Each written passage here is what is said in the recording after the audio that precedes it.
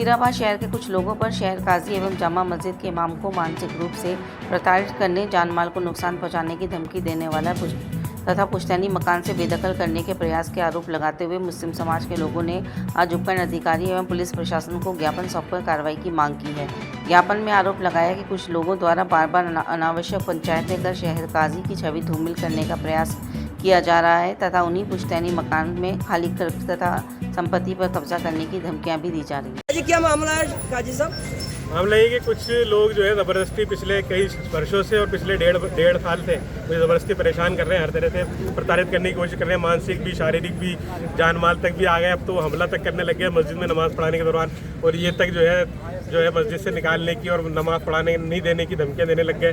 तो मजबूरन में आम मुस्लिम समाज इकट्ठा होकर ये आया कि भाई हम पिछले पीढ़ियों से, पिछले 200 साल से, जब से नसीराबाद बसा, जब से लेकर आज तक हमारी पीढ़ी जो है जामा मस्जिद में इमामत करती रही है, नमाज़ पढ़ाती रही है, निकाह पढ़ाती रही है, ईद की नमाज़ पढ़ाती रही है। ये हम ही शहर काजी रहे हैं, तो ये सारे मुसलमान हमारे साथ है अल्हम्दुलिल्लाह। और इन्होंने जो है पूरा सब साथ दिया, और इस बात को जो है SDM साहब को भी बताया गया और डिप्टी साहब को भी और CI साहब को भी पूरा बताया गया कि भाई किसी की भी कोई भी हरकत होगी तो ये शांति व्यवस्था पर भी इस पर असर पड़ेगा और समाज में भी इंतशार होगा। तो ऐसे सामाजिक तत्वों को पाबंद किया जाए, रोका जाए, और उन्हें जो है कानूनी तरीके से ये जो है सही तरीके से बैठकर बात करने की, अगर कोई परेशानी है, कोई दिक्कत है, तो बैठ के ढंग से बात करने की बात कही गई है। कोई आपके ऊपर जानलेवा हमले की बात सामने आ रही है?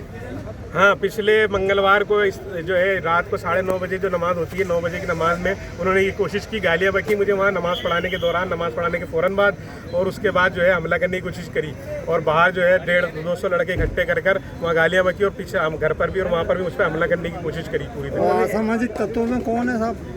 वो एक कमेटी जो इलीगल कमेटी बनी हुई है, वो ज़बरदस्ती मस्जिद पर जो है वो दावा करके उल्टा सीधी हरकतें कर रही है, और एक बरादरी को ज़बरदस्ती बदनाम कर रही है। उस बरादरी का भी उससे कोई लेना देना नहीं, और मुझे भी इस बात को बदनाम किया जा रहा है कि सारी बरादरी को गाली बक रहे हैं, समाज को गाली बक रहे हैं, फलां को गाली बक रहे हैं, जबकि ऐसा कुछ भी नहीं है। और वो सिर्फ और सिर्फ इसको अफवाहें फैलाना, झूठ फैलाना, और जो है शांति समाज में नहीं रहने देना।